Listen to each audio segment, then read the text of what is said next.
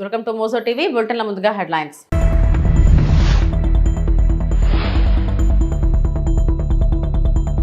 కృష్ణా తీరంలో water sports శిక్షణ కేంద్రాలు ఏర్పాటు చేయాలి. కేంద్ర మంత్రికి చంద్రబాబు వినతి.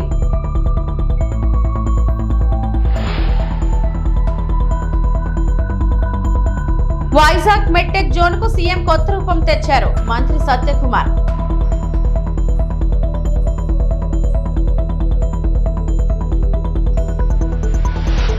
రక్షణేది ఐపీఎస్లు పోలీసులకే వేధింపులు YS Jagan.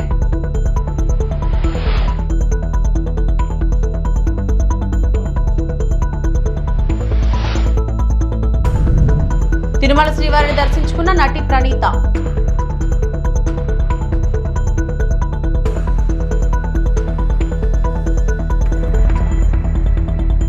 AP CM Chandrababu Delhi పర్యటన రెండో రోజు కొనసాగుతుంది. బుధవారం కేంద్ర కార్మిక క్రీడా శాఖ మంత్రి మన్సుఖ్ మాండనియాతో సీఎం భేటీ అయ్యారు. అమరావతిలో అంతర్జాతీయ ప్రమాణాలతో బ్యాడ్మింటన్ శిక్షణ కేంద్రం ఏర్పాటుకు సహకరించాలని కోరారు. అమరావతిలో జాతీయ జల క్రీడల శిక్షణ హబ్ ఏర్పాటుకు అవకాశం ఉందన్నారు. కృష్ణా నదీ తీరంలో వాటర్ స్పోర్ట్స్ శిక్షణ కేంద్రాల ఏర్పాటుకు విస్తృత అవకాశాలున్నాయని చెప్పారు. తిరుపతి, రాజమహేంద్రవరం, కాకినాడ, నర్సరావుపేటలో ఖేలో ఇండియా కింద మౌలిక సదుపాయాలను కల్పించాలని విజ్ఞప్తి చేశారు.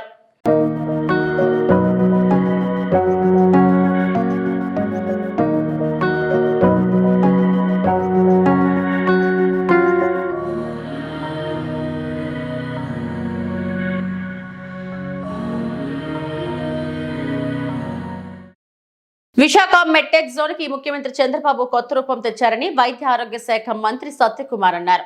విశాఖ గీత మెడికల్ ఇన్స్టిట్యూట్ లో ఎమర్జెన్సీ డిపార్ట్మెంట్, అడ్వాన్స్డ్ ఆపరేషన్ థియేటర్లను ఆయన ప్రారంభించారు. గీతం అత్యాధునిక వైద్య సదుపాయాలు అందిస్తుందని కితాబిచ్చారు. ఆపరేషన్ థియేటర్లు, ఐసీయూలు చాలా బాగున్నాయన్నారు. ఈ రాష్ట్రానికి ఒక నిర్దిష్టమైన లక్ష్యాన్ని 2047 నాటికి గౌరవ ముఖ్యమంత్రి గారు Swarnandhra, healthy, wealthy, happy Andhra Pradesh నిర్మాణం కోసం చేపట్టారు. ప్రజల ఆరోగ్యంగా ఉంటేనే మనం అనుకుంటున్న స్వర్ణాంధ్ర కానీ లేదా వికసిత ప్రధానమంత్రి గారు ఆకాంక్షిస్తున్న వికసిత భారతం నిర్మాణం అవుతుంది. కాబట్టి దీంట్లో భాగంగానే ఎంఎంఆర్ని ఇప్పుడు 43 నుంచి 5కి తీసుకొచ్చే ప్రయత్నం చేస్తున్నాం. ఐఎంఆర్ని 23 నుంచి 2కి తీసుకొచ్చే ప్రయత్నం చేస్తున్నాం. అవుట్ ఆఫ్ పాకెట్ ఎక్స్పెండిచర్ని 63% నుంచి 15% తీసుకెళ్లే దిశగా కూడా చర్యలు చేపట్టడం జరిగింది.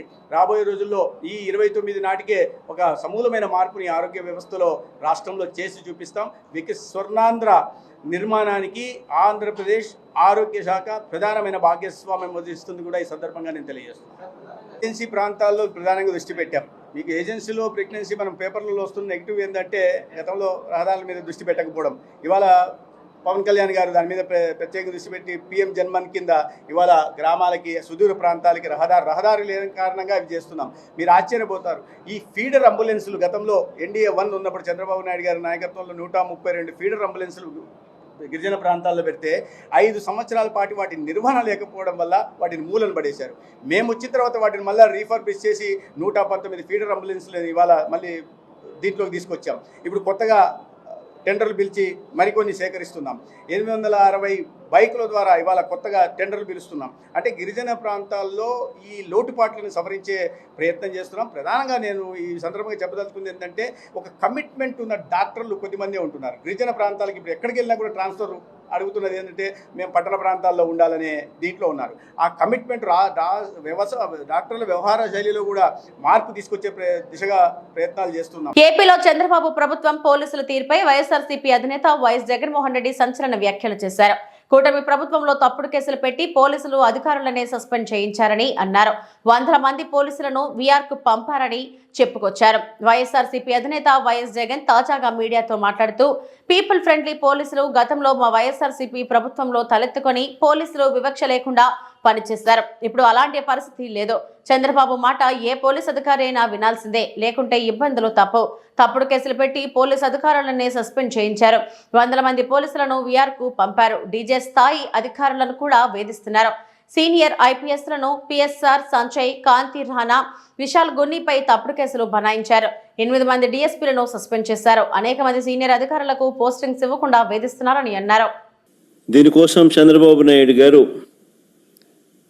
విచ్చలవిడిగా అధికార దుర్వినియోగానికి పాల్పడుతూ ఉన్నాడు. గతంలో పోలీసులు ఎలా ఉండేవాళ్ళు మా ప్రభుత్వ హయాంలో అని అంటే అత్యుత్తమ పనితీరుతో, గతంలో పోలీసులు మా హయాంలో అత్యుత్తమ పనితీరుతో, సంస్కరణలతో ఎవరికి ఏ సమస్య వచ్చినా కూడా పోలీసింగ్ అనేది కానీ సమస్యలు సాల్వ్ చేయడం కానీ తలెత్తుకొని చేసే పరిస్థితులు గతంలో ఉండేటివి అధికారులకి. ఈరోజు ఆ అధికారుల పరిస్థితి ఏమిటి అని అంటే, చంద్రబాబు నాయుడు గారి మాట ఏ పోలీస్ అధికారైనా కూడా వినకపోతే వాళ్ళ పరిస్థితి ఏమిటి అని అంటే, డీజీ స్థాయిలో ఉన్న అధికారి సైతం, పిఎస్ఆర్ ఆంజనేయులు డీజీ స్థాయి అధికారి, ఈయన మాట వినకపోతే తప్పుడు కేసులు పెట్టి అరెస్ట్ చేశారు. మరో డీజీ స్థాయి అధికారి సునీల్ కుమార్ను, మరో అడిషనల్ డీజీ సంజయ్ను, దళిత ఆఫీసర్లు వీళ్ళంతా, ఇంకొక బీసీ ఆఫీసర్ ఐజీ కాంతి రాణా టాటాను, డిఐజీ ఎస్సీ అధికారి విశాల్ గున్ని, వీరందరిపై తప్పుడు కేసులు పెట్టి సస్పెండ్ చేయించారు. ఎందరో ఎస్పీ స్థాయి అధికారులపై తప్పుడు కేసులు పెట్టి విచారణ పేరుతో వేధిస్తూ ఉన్నారు. వీరు కాక నలుగురు నాన్ క్యాడర్ ఎస్పీలు, ఒక కమాండెంట్ స్థాయి అధికారి, 22 మంది అడిషనల్ ఎస్పీలు, 55 మంది డిఎస్పీలకు పోస్టింగులు లేవు. మరో 6 డిఎస్పీలు, 3 అడిషనల్ కమాండెంట్లు, 2 అసిస్టెంట్ కమాండెంట్లు కూడా హెడ్ క్వార్టర్లో రిపోర్టింగ్ చేయిస్తూ ఉన్నారు. 8 మంది డిఎస్పీలు సస్పెండ్. వీరు కాక మరో 80 నుంచి 100 మంది ఇన్స్పెక్టర్లు, 100 మంది కానిస్టేబుళ్ళు విఆర్లో ఉన్నారు. చంద్రబాబు నాయుడు గారి మాట ఎవరైతే వినరో వారి పరిస్థితి ఇది. అంబేద్కర్ కోనసీమ జిల్లా కొత్తపేట నియోజకవర్గం రాష్ట్ర అభివృద్ధికి కూటమి ప్రభుత్వం కృషి చేస్తుందని, ప్రజల మద్దతుతో ముందుకు సాగుతున్నామని కొత్తపేట ఎమ్మెల్యే బండారు సత్యానందరావు అన్నారు. డాక్టర్ బిఆర్ అంబేద్కర్ కోనసీమ జిల్లా కొత్తపేట నియోజకవర్గంలోని ఆలమూరు మండలం చింతలూరు, సూర్యారావుపేట గ్రామాల్లో సుపరిపాలనలో తొలి అడుగు కార్యక్రమం నిర్వహించారు. ఎమ్మెల్యే బండారు సత్యానందరావు ఇంటింటికి వెళ్లి ప్రజల సమస్యలు అడిగి తెలుసుకున్నారు. ప్రభుత్వం అందజేస్తున్న సంక్షేమ పథకాల వివరాలను వెల్లడించారు. ఈ సందర్భంగా ఎమ్మెల్యే మాట్లాడుతూ కూటమి పాలనలో సంక్షేమం, అభివృద్ధి 2 సమపాలనలో సాగుతున్నాయన్నారు. గత ఏడాది మాదిరిగానే వచ్చే 4 ఏళ్లలో అద్భుతమైన అభివృద్ధి జరుగుతుందని, ప్రజల ఆశీర్వాదంతో రాష్ట్రం వేగంగా ముందుకెళ్తుందన్నారు. ప్రజలలో విశ్వాసం, పాలనలో పారదర్శకతకే కూటమి ప్రభుత్వ ప్రాధాన్యం ఇస్తుందని ఆయన స్పష్టం చేశారు.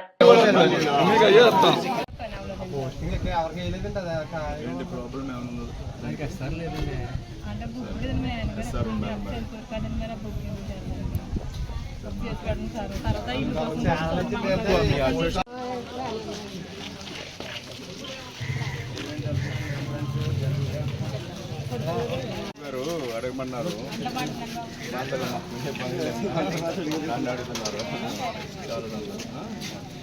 కదా, సంతోషాలే బాగా చేస్తున్నారా లేదా అదే మంచి మాట చెప్తూ వెళ్ళి ఎలా అన్నారు.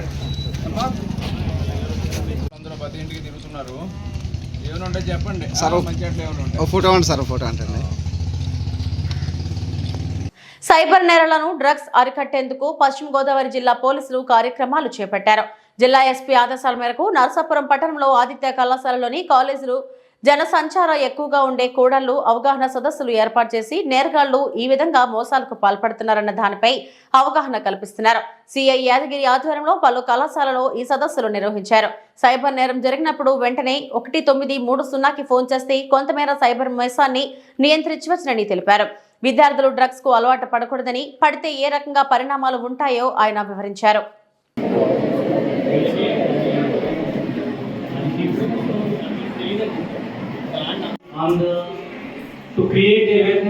వాడేం చెప్తాడు, నైట్ ఎవరు వచ్చినా సరే వాడు డబ్బులు ఇస్తే కానీ ఏమన్నా అంటాడు.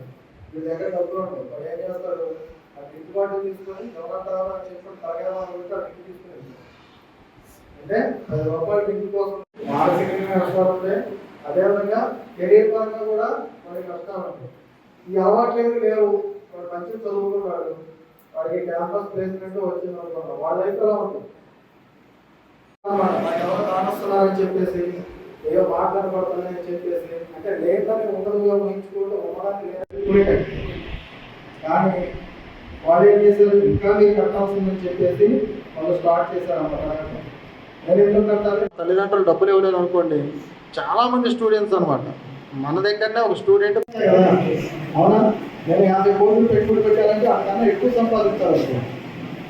నేను ఆ యాప్ ద్వారా ఆట ఎవరైతే ఆడుతున్నారో వాళ్ళ డబ్బులు వచ్చేటట్టయితే నాకు లాస్ అయిపోయారు అంతేనా. కాబట్టి ఆ సాఫ్ట్వేర్ ఎలా డెవలప్ చేస్తాను, ఆడే వ్యక్తికి ఇనీషియల్ స్టేజ్లో లాభం వచ్చి అతను వ్యసనంగా వాడు భావించేటట్టు నేను ఏర్పాటు చేసి ఆ తర్వాత నాకు అన్ని డబ్బులు వచ్చేటట్టు ఆ యాప్ అనేది డెవలప్. యాప్ అంటే ఏం లేదమ్మా, కంప్యూటర్ సిస్టమ్ మీద ఉంటుంది. 6 వ్యక్తులు ఆడుతున్నారని చెప్పి అనుకుంటాను, 6 వ్యక్తులు ఆడే ఆడితే ఆ కంప్యూటర్ దగ్గర ఉన్నప్పుడు సాఫ్ట్వేర్ తెలుసు ఎవరికి ఏమైంది ఏంటి అని. వీడికి ఎక్కువ డబ్బులు అవుతున్నాయనుకుంటే ఆ గేమ్ వాడికి కాకుండా చేస్తాడు, అర్థమవుతుందా. అలా చేయడం వల్ల వాడు లాస్ అయిపోతాడు అన్నమాట. లాస్ అయిపోవడం వల్ల ఈ సాఫ్ట్వేర్ ఎవరికైతే ఉందో ఈ యాప్ ఎవరికైతే ఉందో వాడికి లాభం అనేది. ఎట్టి పరిస్థితుల్లో ఎవరు కూడా ఈ యాప్ ద్వారా బెట్టింగ్ అంటే లాభపడేటువంటి వ్యక్తి ఎవరు ఉండదు. ఇనీషియల్ స్టేజ్లో లాభపడతారు. ఎలా అంటే వాడే ఒక మెసేజ్ ఫార్వర్డ్ చేస్తాడు, మీకు బోనస్ మీకు 1000 రూపాయలు ఇచ్చారో ఆడుకోండి అని చెప్పేసి రూపాయలు పెట్టాం. ఆ యాప్ ఇన్స్టాల్ చేసుకుందాం, ఆ బోనస్ ఇచ్చిన 1000 రూపాయలతో మనం ఆట స్టార్ట్ చేస్తాం. దాని మీద మన 2000 3000 మనకి వస్తే డబ్బులు. తిరుమల శ్రీవారిని సినీ నటి ప్రణీత దర్శించుకున్నారు. బుధవారం వీఐపీ ప్రారంభ విరామ దర్శన సమయంలో భర్త కుమారుడితో కలిసి ఆమె స్వామివారి సేవలో పాల్గొన్నారు. దర్శనం అనంతరం రంగనాయకుల మండపంలో ఆమెకు పండితులు ఆశీర్వచనం చేసి స్వామివారి తీర్థ ప్రసాదాలను అందజేశారు.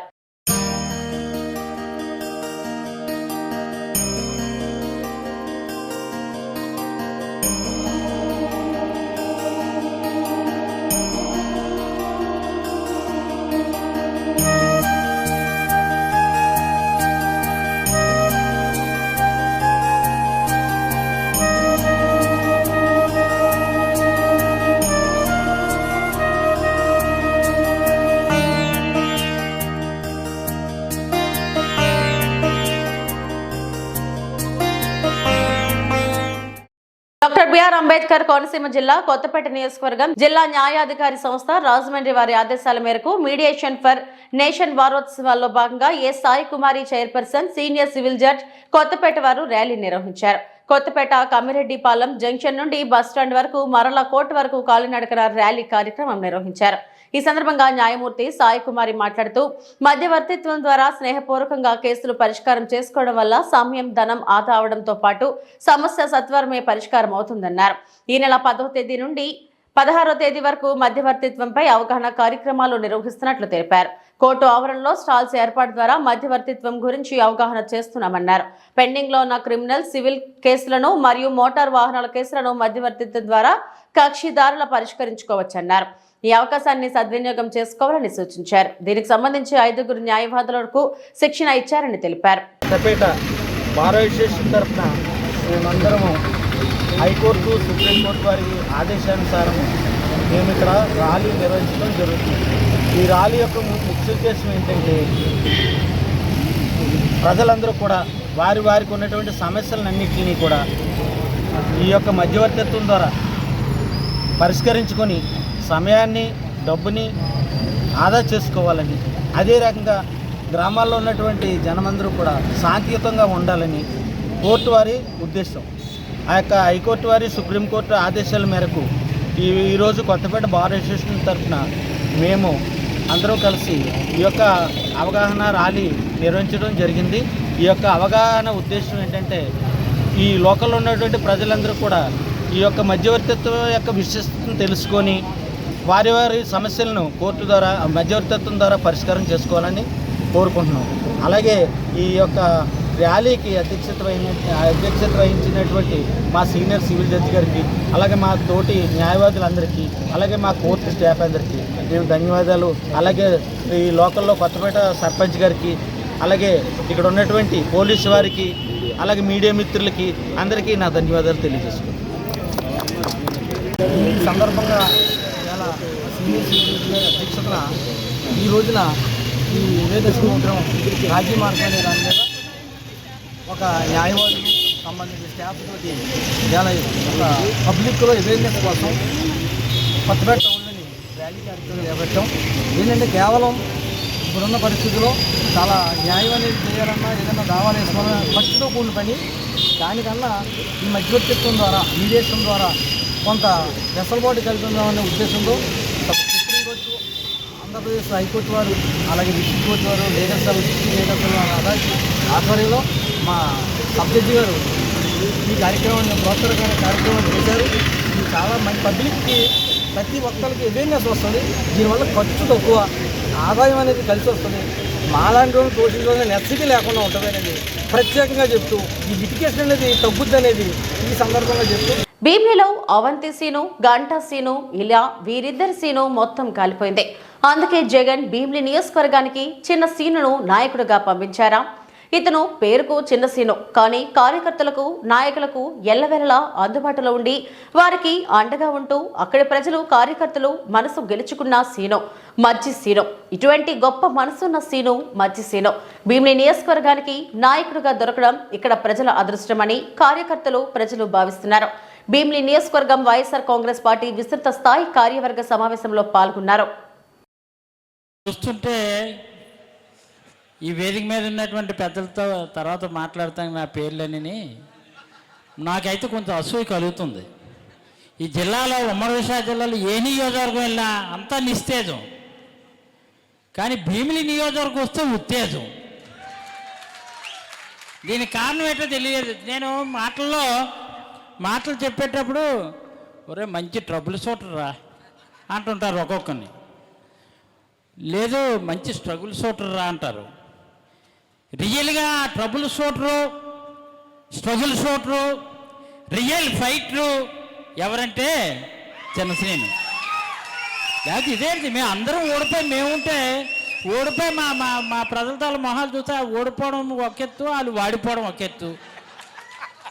కానీ మీ దగ్గరకు వచ్చిన తర్వాత, ఇది చూసిన తర్వాత బ్రహ్మాండంగా, ఇందాక మా గిరి చెప్పాడు, రాంబాబు చెప్పాడు, నిజంగా భీమిలి నియోజకవర్గం గెలిచినట్టు ఉంది. ఇంక అమ్మాయి ఎక్కడికి వెళ్ళకూడదు, ఇక్కడికే రావాలనిపిస్తుంది.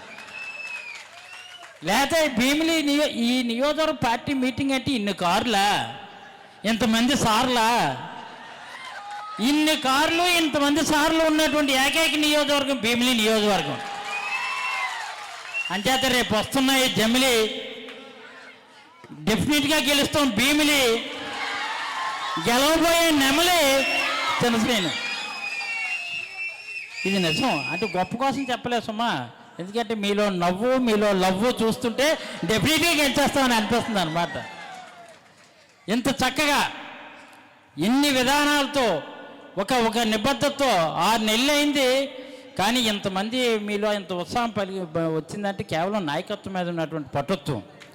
ఎందుకంటే అది అన్నయ్య బొత్స సత్యనారాయణ గారి సారథ్యంలో అనేక పాఠాలు నేర్చుకొని ఈరోజు ఏ ప్రత్యర్థికి మమ్మల్ని చూసి భయపడతారో లేదో తెలియదు, కానీ చిన్నశ్రీని చూస్తే చాలామంది భయపడే రోజులు వచ్చాయి. చాలామంది శ్రీలు వచ్చారు ఇక్కడికి, చాలా శ్రీలు అందరూ వచ్చారు. కానీ ఆ శ్రీలు అంటే అందరికీ కూడా, ఆ శ్రీలు ఎక్కడున్నారో ఆ శ్రీలు అందరికీ వాళ్ళంటే పులుపు, ఈయనంటే రేపు రాబోయేది గెలుపు అని మాత్రం మనం చేస్తున్నా విషయం. ఇదేంటిది కార్యక్రమం, ఏంటిది? బాబు షూరిటీ, మోసం గ్యారంటీ. ఈ బాబు షూరిటీ, మోసం గ్యారంటీ రేపు తెలుగుదేశానికి అరెస్ట్ అవ్వడానికి వారెంట్ అని మాత్రం ఈ సందర్భంగా మనం చేస్తున్నాం. అందుకనే ఈరోజు ఈ నియోజకవర్గానికి చంద్రబాబు కోసం బనకచర్లకు అడ్డు రాకుండా ఉండడానికి కాళేశ్వరాన్ని పండబెడుతున్నారు. నీళ్ల విషయంలో రేవంత్ రెడ్డి మాట్లాడుతున్న ప్రతి అక్షరం చంద్రబాబు రాసి పంపిందే. నీ మంత్రులు, నువ్వు వేలాది లారీలతో ఇసుక తవ్వడానికి నువ్వు ఇవాళ కాళేశ్వరం నీళ్లను ఇవ్వడం లేదు అని మాజీ మంత్రి ఎమ్మెల్యే జగదీష్ రెడ్డి అన్నారు. కేవలం చంద్రబాబు డైరెక్షన్లో బనకచర్లకు అడ్డు రాకుండా ఉండడం కొరకు మాత్రమే కాళేశ్వరాన్ని బండబెడుతున్నావు.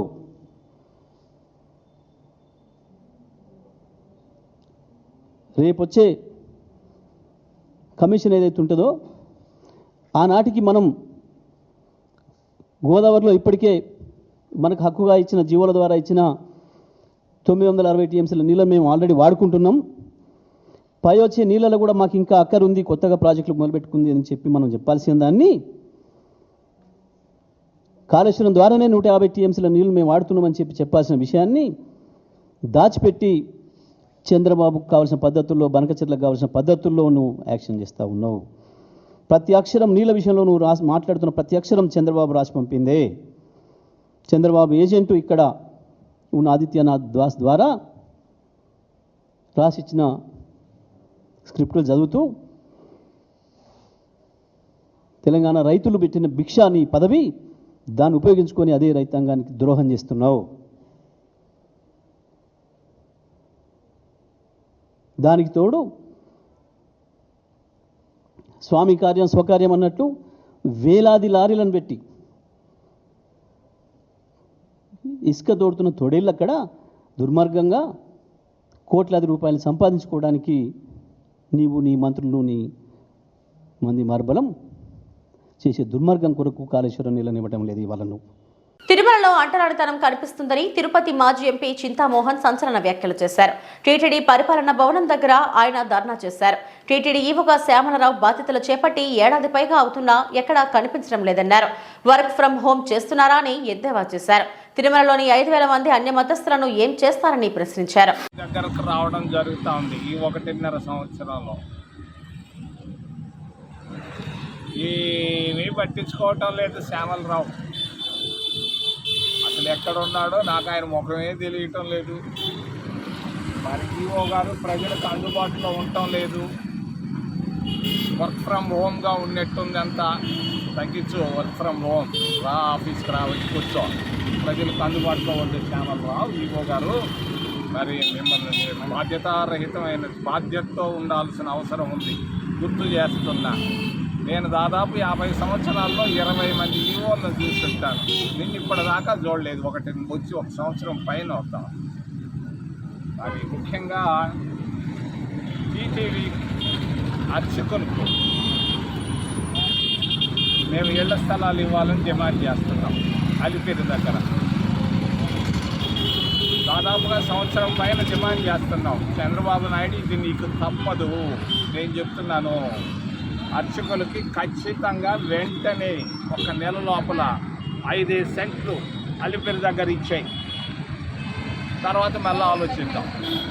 దాదాపు 1000 పైన ఉంటారు, వాళ్ళకి ఇచ్చేయి ముందు. తప్పదు చంద్రబాబు నాయుడు గారు, మీరు ఆలోచించండి. మీకు ఇది బాధ్యతగా మీకు చెప్తున్నాను. రెండో విషయం, బండి సంజయ్. ఏంది ఆ బండి? ఏం సంజయ్? ఎవరి అబ్బాయి? ఏంది తిరుపతిని గురించి మాట్లాడేదానికి? ఎవరి అబ్బాయి? 1000 మంది ఉన్నారంటున్నాడు అన్ని మతస్థులు. 1000 మంది కాదు, 5,000 మంది ఉన్నారు. ఏం చేస్తావో చేసుకో. 5,000 మంది ఉన్నారు అన్ని మతస్థులు. ఎవరు వాళ్ళు?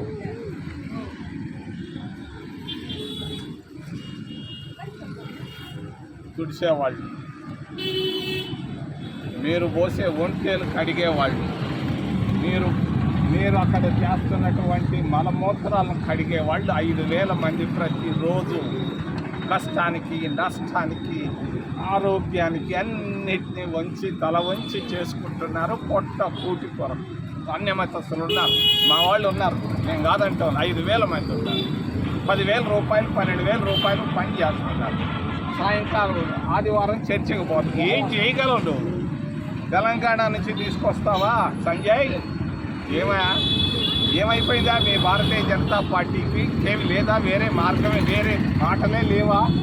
ఏమైపోతా ఉంది భారతీయ జనతా పార్టీ? నేను అడుగుతున్నాను, మోడీని అడుగుతున్నాను, అమిత్ షాని అడుగుతున్నాను. దమ్ముంటే జవాబు చెప్పండి. ఏంది ఇది? అన్ని మతాలు ఏందో? ఎవరై మీకు చెప్పేది? ఏంది?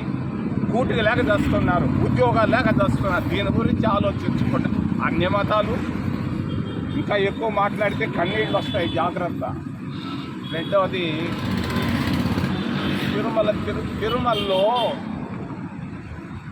క్షమించాలి, నేను బయట పడగానే బయట పడుతున్నా. ఈరోజు అంటరాని తనం కనిపిస్తూ ఉంది తిరుమలలో. అంటరా. ఇవి ఇప్పటివరకు నా బులెటిన్ అప్డేట్స్. నమస్తే.